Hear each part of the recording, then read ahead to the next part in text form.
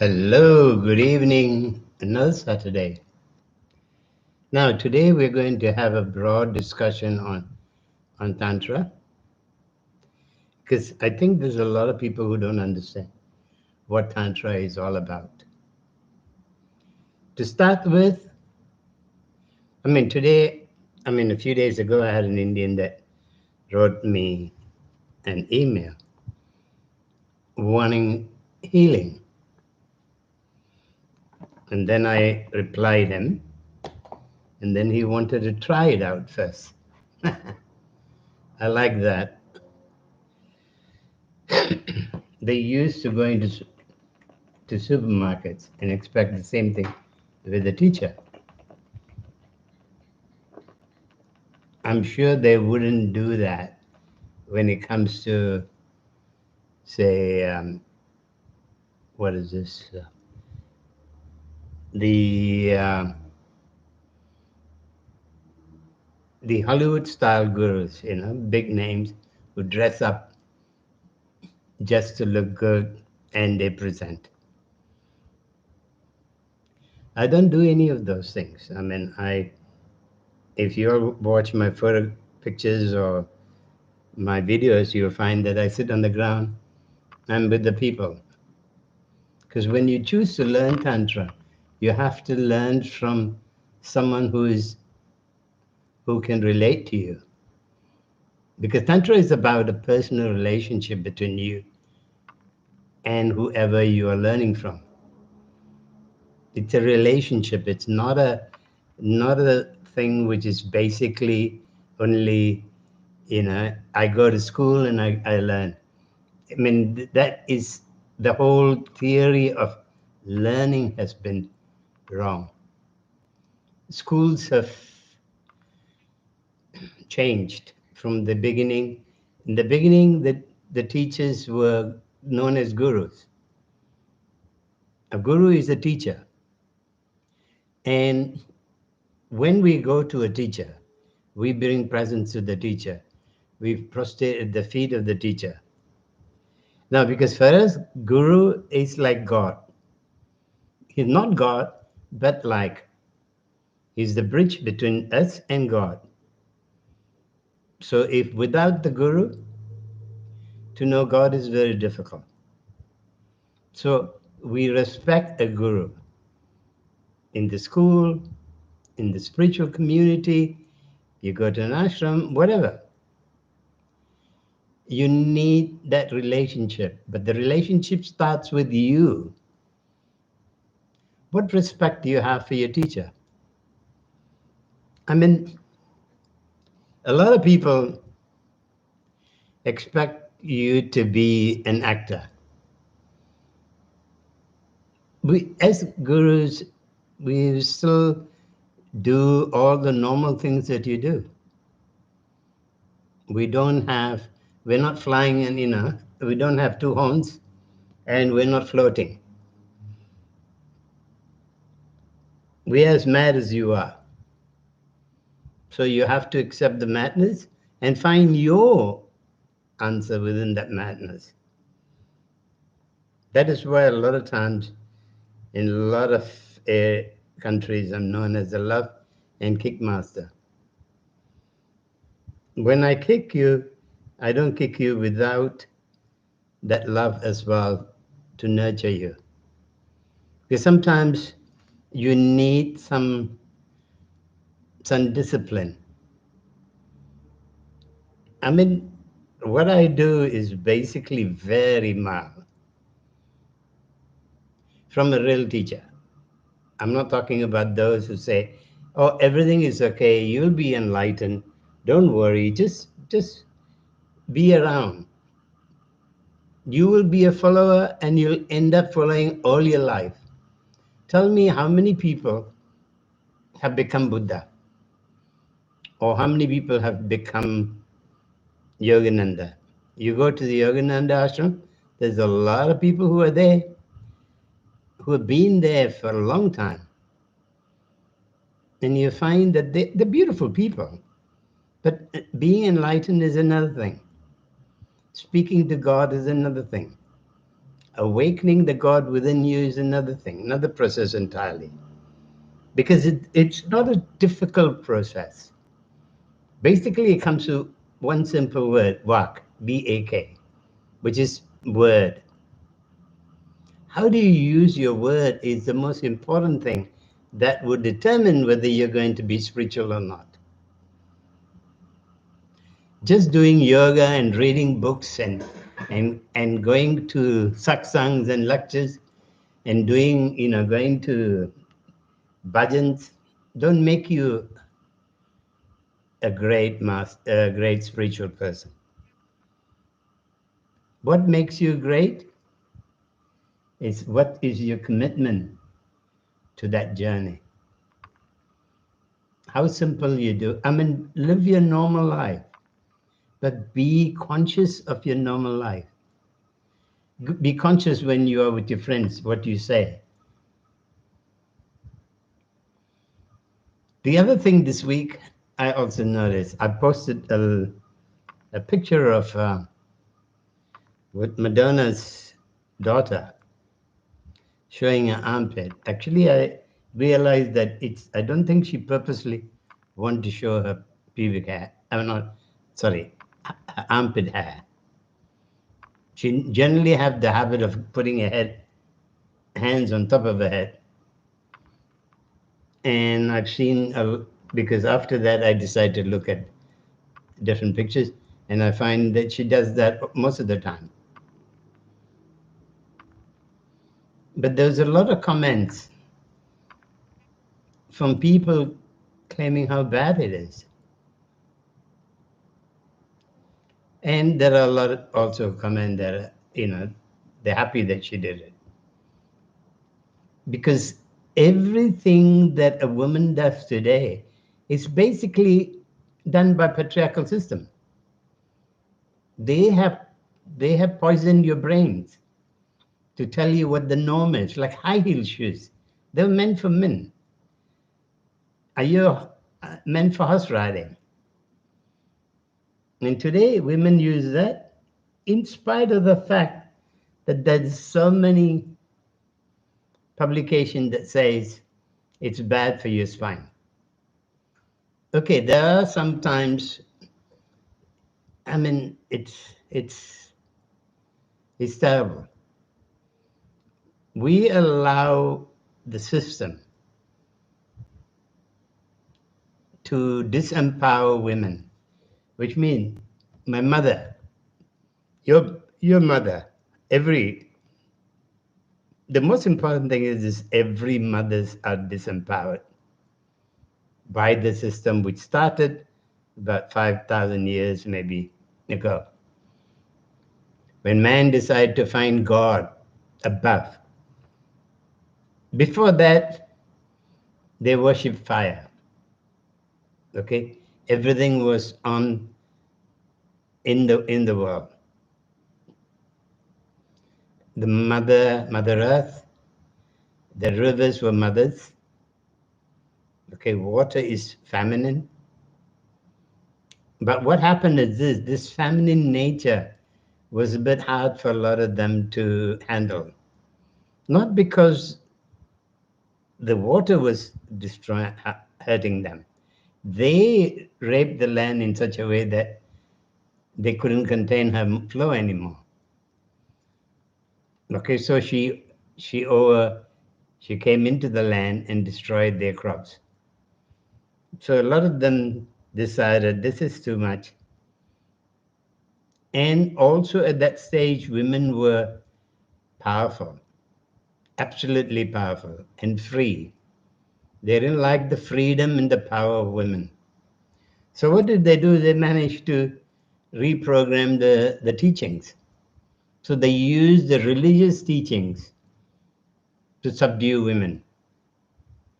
And this process kept going until Christianity came. Christianity made them sinners. You know the story of the serpent and the apple. I mean, that's a joke. Because there's no apple tree in the middle of the Garden of Eden. Because there's no such thing as a middle of the Garden of Eden. The only thing middle is we have We are the world. Our second chakra is the middle. If you learn art, you draw a straight line down and you straight another line on the across. Halfway mark is the yoni. So the apple is the yoni. When you cut an apple into half, you find beautiful yoni. It looks like a vagina, and the back of the apple looks like the bum of a woman. The serpent is your spine. Every time you feel sexual, really, I mean, when there is real sexual feeling, not a mental head, when you're lustful, it's different. This is real wanting to be with someone. Okay? You find your spine, your first chakra becomes warm, or the tip of your spine becomes warm, and then slowly your genitals become very hot. That is for a normal, healthy, spiritual person. So what happened is this, they transformed that act into sinful. So sex became sinful. When sex is actually a beautiful intimate interaction between two people, the male and the female. Okay, when I mean sex is beautiful, not the gymnastic sex that we're used to, where you try to find how long you can last and how hard you can do it. It's a gentle dance. It's like doing Tai Chi. It's a meditative process of feeling energy between you and your partner, where you worship each other. It's an act of worship, not an act where you find out how powerful you are. Okay, so that is the other part of it. So when you want to learn Tantra, you want to learn about yourself. It's all about yourself. Now, Tantra is a word, okay? For that matter, that same teaching about the word, Vak, has been in all traditions, Jewish, Greeks, in Hebrew, the old ancient tradition had that. It's not about singing Vak, okay? Vak is not about singing. Vak is not just about doing mantras. Vak is about every word you utter, every sound you make creates a certain thing in your body. It programs you. So whatever you do, you program yourself. If you're going through hardship, it's because you created the hardship. If you're having joy, you're creating joy. So the way you speak creates either joy or hardship. And when there's a lot of illnesses that do not belong to us, it's now creeping into has been creeping into our lives a lot. Things like cancer, tumor, women having mental problems, having miscarriages, not being able to be a mother. Being pregnant if you go to the villages of India, they get married within 9 months, 10 months, they already have a baby. How many people who are married, who are looking to have children, cannot have one? It is not natural.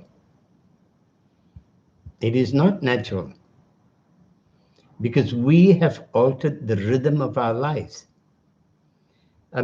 We have made changes to suit us, not following the rule of nature, but making our own rules, and then finding it, difficult, and then complaining about it. So basically, if you want to learn Tantra, it's a commitment you make because you have self-dignity, that you want to actually know yourself. You want to be who you really can be. Because Tantra is about, activating the Mother Kundalini. That's all it is. Basically, you're there to activate Mother Kundalini. And then you find there are lots of books, lots of wisdom, not that there are a lot of different things that you have to learn, but different things that would motivate you to keep you in that path. There are all the things you read. I mean, you can read about just the word work, a whole book on it. But they all talk about different aspects of it, which you don't, even when you learn it, you won't remember once you start using word. Basically, there is your subtle body and there's a physical body. Now, you want to unite them. You want to bring them together. Okay? You want, Vanakkam everybody. I just saw 2 Vanakkams. So you want to have this, you want to awaken your spirit. You want to bring your subtle body and your physical body into union. Imagine living in this world only on your physical body. Like your car, if you only wash your car regularly without servicing, without changing the spark plugs, without making sure that all the parts are greased, your car breaks down. You're watching if your car is not going to keep it running. The same thing with your body. To what extent do you want your body to function? Are you happy being a mediocre person? Or do you want to go beyond that? I have students of mine who do online with me. The ones that actually keep coming back every 6 weeks, they redo it further, because some of them have been with me for 3 years. Okay? Every week meeting me for the last 3 years. And their life has changed. That is why I kept it to $48 an hour when my normal rate is $135 an hour. If I were to come to any of the countries and did a healing session, I charge $135 an hour. But at the same time, if I did a workshop, I still charge the $135 per person. So that when I do 8 hours, if I have 10 people in the workshop, they pay me for that 8 hours that I do, 8 to 10 hours I do. Okay, that's how I work. So it's either 135 per hour or 135 per day. But here I'm charging 48 basically because I want more people to be able to come and learn with me. Because the world has to change. And it has come to the stage where people, even the great Hollywood style masters, are not teaching you mantras the way it should be done. If you look at YouTube, everyone, they all sound nice to listen to. I mean, I myself listen to it because instead of me singing, I just turn on I have only a few that I do. I don't listen I listen to Sarva Mangala. I listen to a few that are slow in their singing, but still they are singing. It's nice.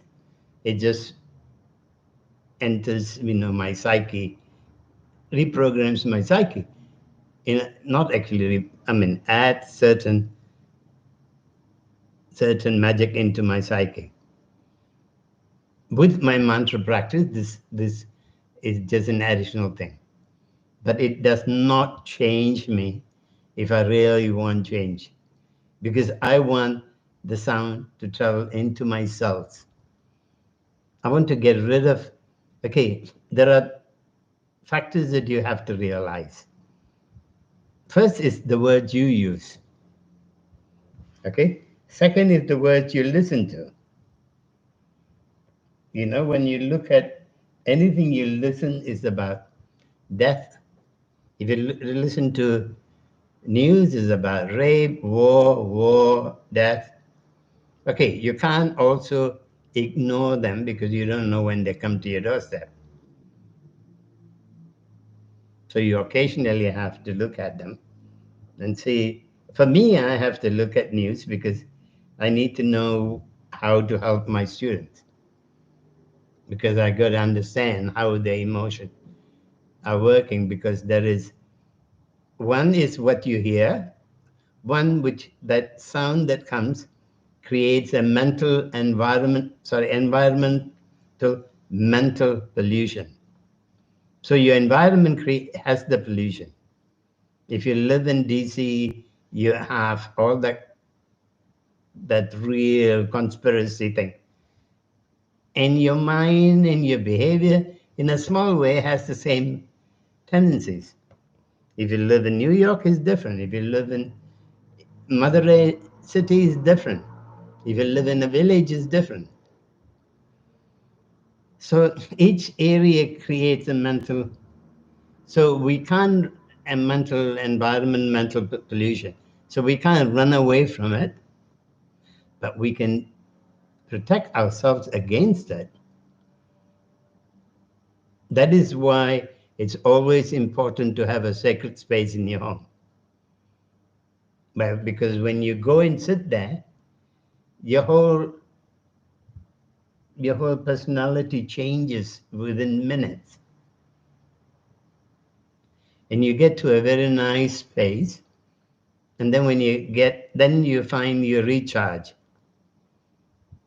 That space stays permanently that way, and the sound, the mantras you do, creates that dome in that area. So you're virtually building an energetic dome in your house. And whenever you sit in that space, you find that it makes a difference. When you're in other spaces, your mind is different. So you have to work in terms of making sure that you create a space that is your sacred space. Every home should have a sacred space if you want to live in harmony with Mother Nature. That's why you find if you go and hug a tree, that feeling is so different.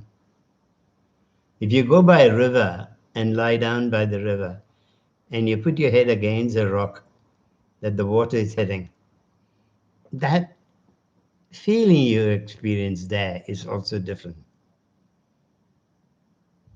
So you should try all these things and then know where you want to go from here. But you definitely have to change.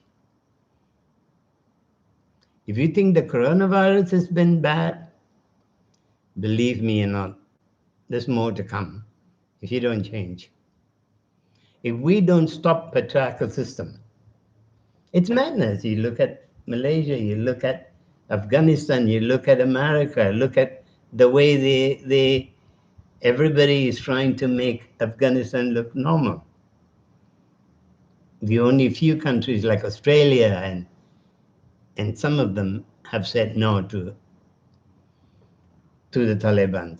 But you find the rest of them, In fact, I mean, it's all about selling arms. It's all about creating wars. As long as the war is not my doorstep, it's okay. I will let them all kill themselves. So we live in a world in that condition. So we need to protect ourselves. We need to empower ourselves. But if we can, I mean, I've been trying to do this for 40 years. I've been an advocate of women should be empowered. Women are the first guru. Women are this, women are that. But it seems to be, I don't know how far women are listening to me. At least I don't know. They don't come and tell me, except for a few. But women have to be empowered. We have to stop the patriarchal system before they destroy the world. Believe me, don't worry about, and don't, we always, there's a lot of new age people that say, oh, the first time they said in 2002 that the world is going to transform. There is, the divine feminine is there. She's awakened and all of us will suddenly become good. It didn't work. The energy did change. The divine feminine is there. She's awakened. She's more powerful than ever before. There's a lot of people talking about the divine feminine. They're talking about waking up. But what they are waking up? If you do not reprogram your DNA, there is no waking up. Dancing and having fun and being among women and saying I'm a woman, growing your armpit hair and not shaving, all of that is not making you that woman you need to be. You need to also change the information in your cells. Every cell in your body carries a memory of every word you've used. And everything you say registers in your cells. That's the power of Vak. That is why our subtle body is disconnected to our physical body, because our word has created a lot of, like clouds around the chakras. So that the chakras have diminished in their power. So they don't supply you with enough energy. I mean, like for me, this coronavirus, this pandemic, and not being able to travel, not being able to do sound healing, has some form reduced my energy slightly. And all the different chakras have reduced. And hopefully, I think I may be able to travel. I'm not sure. I'm still looking. I mean, they have given conditions that I can travel with, but they have not spelled it out whether I have to be vaccinated or not, because I want to avoid that. And I don't know whether you can come to see me without vaccination, but I know they're going to allow the travel. So it's there are some of you that want to come into Malaysia. You have to find out from the local embassy in your country whether they want you to vaccinate or whether, ask them what the condition is. Whether if you just do the swab test, it's good enough. And then if they say yes, then you can do that. So now when we come, so we want to understand one simple thing. What are we going to do? Okay, what are the chakras? How we're going, what we have to understand what opening of the chakras mean. We have to understand the elements within the body, which I've shared. I've shared before the sounds that you can do to harmonize the elements. And then you need to know how the elements within you and the elements within the cosmos work together. And then when you're working with your chakras, when you're working with sound, actually, forget about working with chakras. Chakras will work on itself as long as you do the sound at the correct frequency. When you find that your character, your personality keeps changing, and you feel like when your earth element is more balanced, you feel more grounded, you feel more solid, okay? And you get mastery of your senses, you feel alive.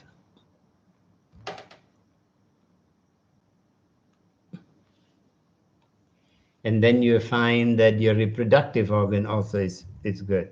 So a lot of people who actually can't have children, it's because the earth element is not in, you're not grounded, okay? Then you have to worry about how the water element in your body is. But then you also have to know how the vayu, that's the air, moves in your body. Okay? There's a lot of power before vayu. Vayu has a lot of power. So there's apana vayu, which is very good, which is a downward movement air.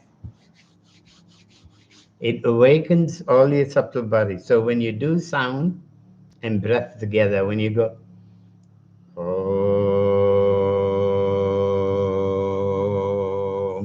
sorry, you have to also hold the apana mudra. Then you go, oh. You find that the sound will travel down, passing each of your chakras. That's what apana mudra does, because you need the air, you need apana vayu to travel, okay, so that it can break through all the negative all the negative thoughts that have been building around the chakras, okay? They have to be got rid of. And that's the real power behind the downward movement of apana mudra. So when you're doing mantras, hold an apana mudra instead of the normal where you have your Jupiter mudra, you have your apana mudra. Then we need to open up the water chakra. Free us from, the idea liquid matter in reality. Now, our concept, you got to understand the cosmic water element and its attribute. Okay? Once you get mystery over that, so what you do is, again, you do the apana mudra and you do Klim,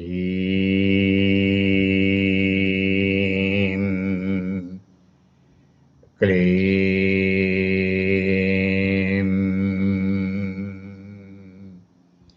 When you do that, when that Klim goes down, you also feel the Pranayama. Okay, if you want to use Pranayama, you can put your hands in, sorry,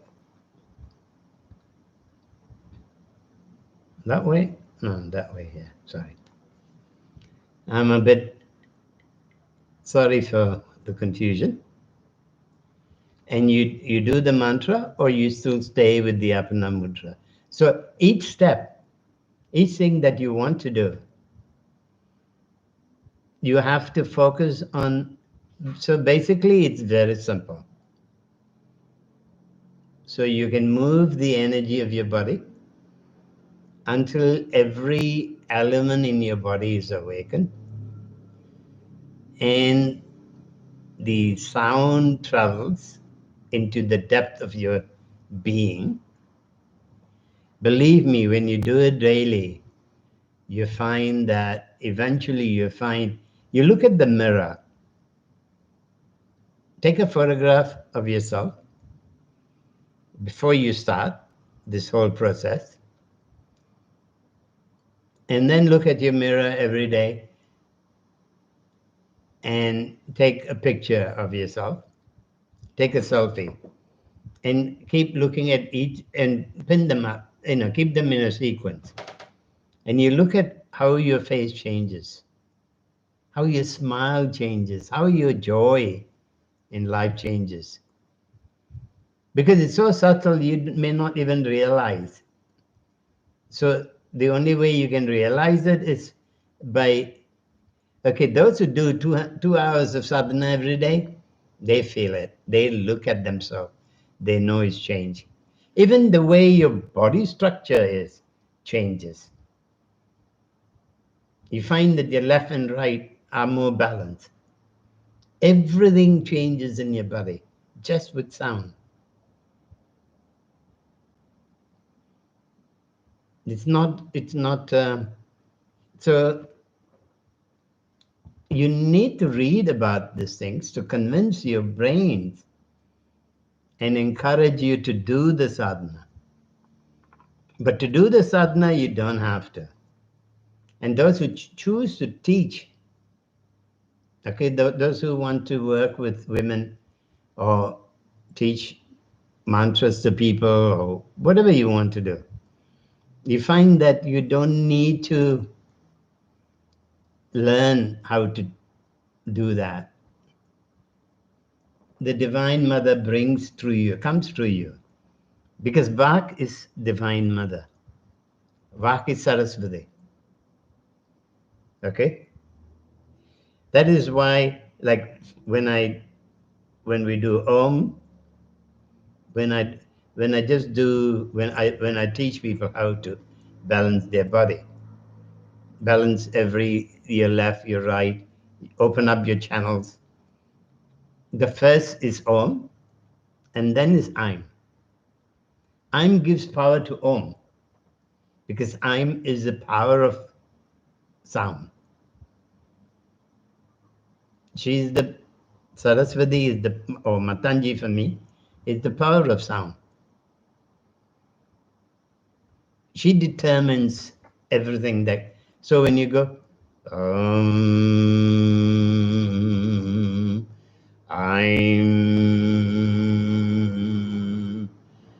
Harim, I'm Shrim, Srimatangeshwari Swaha. So when you do the Aim, you do the Om and then the Aim straight. And then you do the Hrim, the Aim and the Hrim, you give power to that love, that strength within you. Then when you do Aim and Shrim, you then create that joy, that feeling good, feeling inner prosperity. So the Aim creates the strength to give you more strength, give strength to Om, give strength to Hrim, give strength to Shrim. So that is why when you do Matanji mantra normally, what they normally teach is Om Hrim Aim Shrim Namo Bhagavati. That's the mantra it's a long mantra. What I've done is changed it, because for me the Om Hreem Shreem, Om I'm, Om Hreem I'm Shreem is the most important. Not all the other nice words that we praise her, because she doesn't need to be praised. So what happens is when you want to go in, so you do, when you do Ganesh mantra, you do the same thing. You do the bija mantras first to clear the cobwebs. So Ganesh cleared the cobwebs, Matanji clears the subtle body. She gives power to all the other sounds that you're going to do. I don't know why they have Matanji as the ninth Mahavidya goddess, when she's the Vak. She's in your throat chakra. She should be after Kali. For that same, the other hand, Tara is also Vak.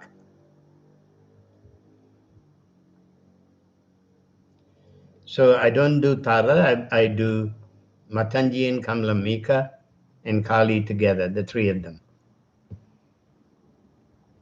That always. Even in India, the temple we built, I have the three of them. I started wanting to build all the 10.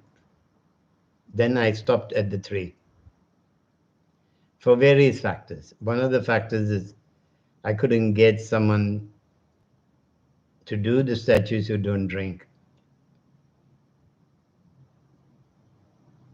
A lot of the sculptures, they're meant to be pure, but then they always, you can't get them to build, not these days. I mean, there is some, I couldn't find them, where they can build in proportion the body, the face,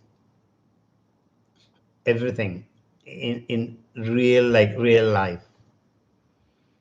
They don't do that. So I stopped there and I started, and fortunate, because then I started using merus for each of the goddesses. So 2003, I thought of statues. 2000, I think 8 or 9, I went on to merus. And now in Malaysia, I use mainly merus. And I have a few statues that was there in the beginning when I had them all over. I bought them from India, came out of India, and then took it back to India, and then brought it back to Malaysia. So they are with me, but even with the ones that are statues, I either have yantras in the bottom, or with the goddesses, I have a meru in front of them. So when I worship like Shiva and all, Lord Shiva and Kartikeya and Ganesh, I have yantras. When I worship all the Mahavidya goddesses, I have for each one of them a meru,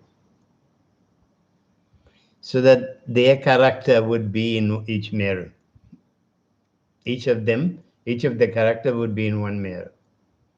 So when I touch that meru and meditate with that meru, I can feel the energy. So this is the importance of having. So when you want to start being a tantric practitioner, don't go and buy ornamental things. I think now, well, all over the world you can get yantras. Make sure you don't need to go to fancy yantras. Either they're 5 metals or in brass. You get them and you use them.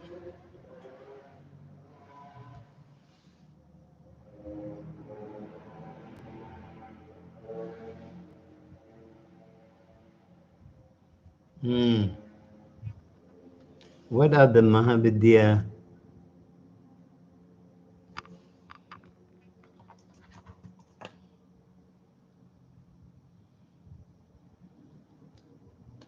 Mm-mm.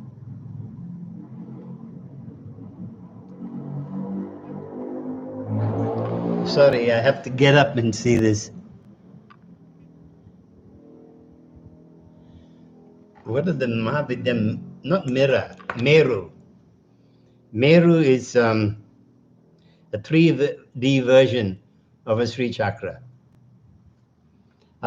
You would find them in my Facebook posts a lot of time. They're not mirrors, they are Merus. MERU.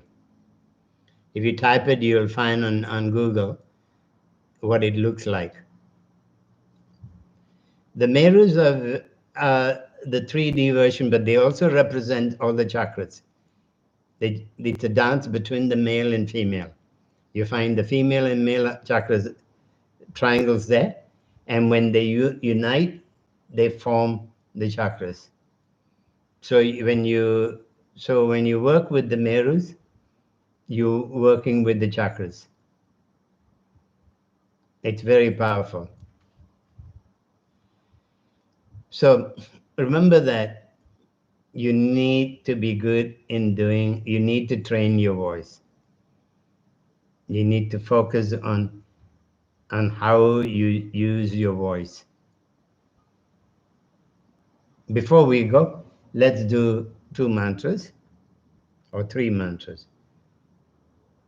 Because I'm doing these mantras regularly. By now, those of you who've been with me every week should be able to do them.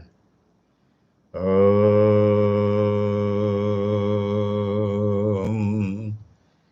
Krim Krim. Sorry, let me start with Ganesh first. Shrim Hrim Klim Glum Gang Ganapadaye Namaha Om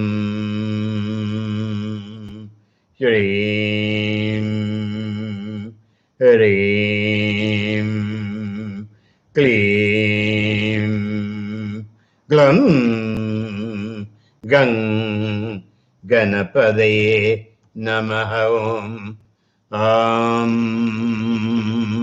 Shrim Hrim Klim Glum Gang Ganapadaye Namaha Om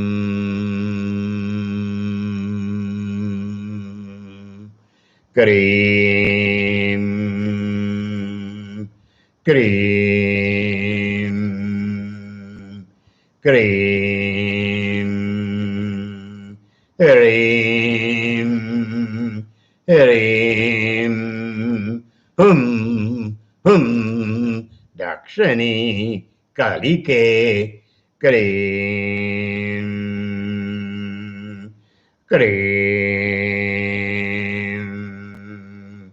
Krim Hrim Hrim Hum Swaha Om Krim Krim Krim Hrim Hrim Hum Dakshani Kalike Krim Krim Krim Hrim Hrim Hum Swaha Om Krim Krim Hrim Hrim, hum, Dakshani, Kalike, Krim, Krim, Krim, Hrim, Hrim, Swaha. Then I do the I'm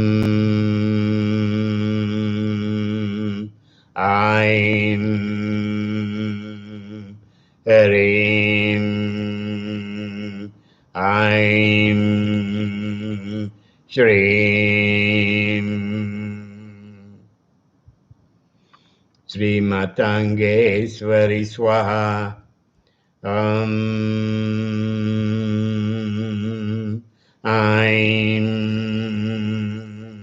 Harim, I'm Shrim, Sri Matangeshwari Swaha. I'm Harim,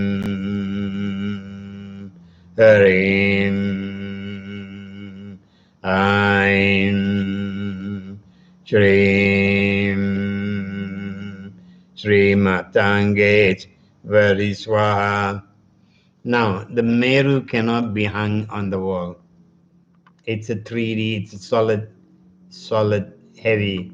It's a five. If you buy one which is 5 metals, which is for worship or for doing sacred geometry work, then it is very heavy. If you buy the ornamental 3D Merus, okay, that hasn't got it. It still will be, if it's with brass, it will still absorb some energy, but it's not as powerful as when it's 3D, when it's with the 5 metals. So you can make a choice of what you want to add to it, or what you want in your. But if you can't afford them or you can't get them, you can always get. You can always get, what is this? The yantras that are flat. Okay, get them in brass, which are not very expensive. I think if you go to a lot of Indian shops these days, they start selling. Otherwise, you can buy it from online. So the yantras are good, and you need the yantras. They're sacred geometry. You have to have mantras. You have to have yantras to empower yourself, to be a tantric. Okay, to be a tantric is about learning how to do mantras. It's about learning how to awaken your spirit within you. It's about how to awaken Mother Kundalini and let her come up. So with Vayu, that's why I do Apana Mudra, because then I send the sound down to the base, clearing the path along the way, so that when she comes up, she's not fighting her journey up. We don't want her to fight her way up. We want her to have a nice, smooth journey, so that you don't go mad, you don't get migraines and pains and aches. There's a lot of people who practice Kundalini yoga. They don't do mantras. I think they do Satnam. Oh, sometimes my wife, I've heard her do once or twice. I've never paid attention to their mantras because I've heard once or twice, and when I hear people sing mantras, it especially when they're teaching students. I don't mind those who are singing entertainment-wise, they sing on YouTube. It's a sad thing, but then they do it because they need to sell records and and CDs, and people buy this type of music. I don't say don't buy them, don't hear them, but remember that you don't do it like them. You can listen to them, learn the words, but then do it like I did. Make sure that the sound travels inwards. The goddesses, elements, planets, everything is inside your body, not outside of you. Okay, the other important factor is this. Those who want to practice Tantra should also learn Vedic astrology. And a good way of learning Vedic astrology is actually going and doing your chart and then reading what comes. And one of these days, we will sit down and work on how to read a chart.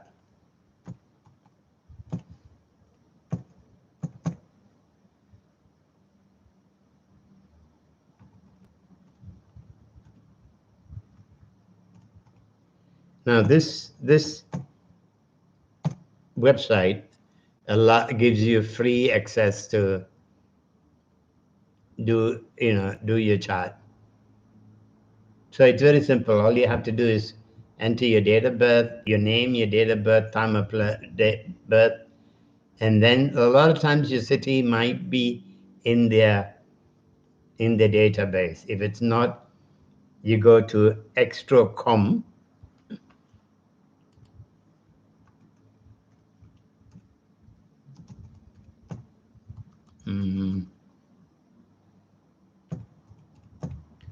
Extra.com, and then add your city's name, and you get the longitude and latitude.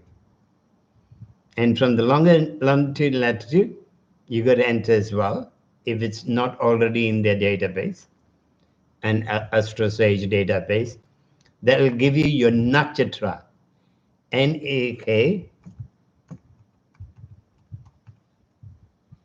Most important thing is just your nakshatra.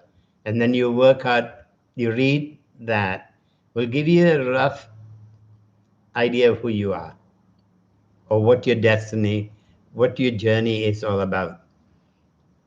Now, I know a lot of people think that they know themselves, so they might read it and say, oh, no, I don't believe that. Same thing is like when you get the, another good book to have is Numerology by Haris Johari. Numerology by Haris Johari. That's very, very good. But again, when you read that, first instinct is, no, it's not me. But then after, when you keep reading it, you realize, once you've read it once, twice, 3 times, then you start saying, oh, no, that's something I can feel. There's something, I am that, or I am this, or I'm that. So you do this homework, and then I'll meet you all next week. So go and look at AstroSage. Make your chart. Know your nakshatra. And those of you who are already registered in the School of Hindu Tantra, you find that all the nakshatras, I've given the articles in the lessons, and what the nakshatra stands for, and how to, because it gives you a basis of who you are. But AstroSage would give you a good idea. And there they also have on nakshatra. But if you don't like, if you think that's not, then you type the nakshatra's name in Google and you'll find them. Google is turning out to be, some parts I don't like Google. And when you type Tantra, you don't have the good tantric sites. You only have better sex.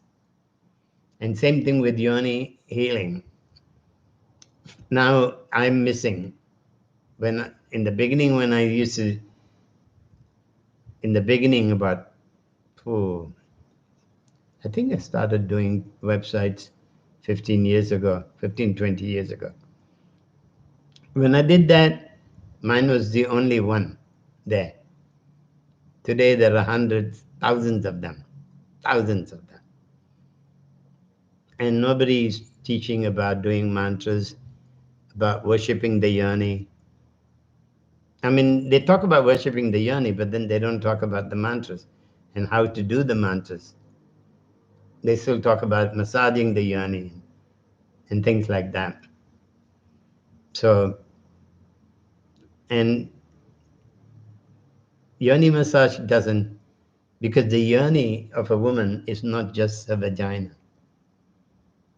It connects her from the vagina up to the crown chakra. Because the vagina is meant for, it's a gateway to the yoni. It's not the yoni itself. This is where the mistake people make.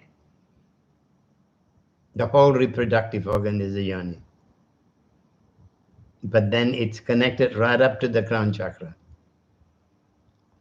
Now scientists have realized that what you speak, how you act is how the vagina becomes. But in Tantra, thousands of years ago, we know it's been known. Okay? Thank you for being here, Vanakkam. And I hope you enjoyed today. I'll see you all next week. Please do go and check Astro Sage and make chat. Next week, you can tell me what you learned from it. Thank you. Thank you for being here. Vanakkam to everybody.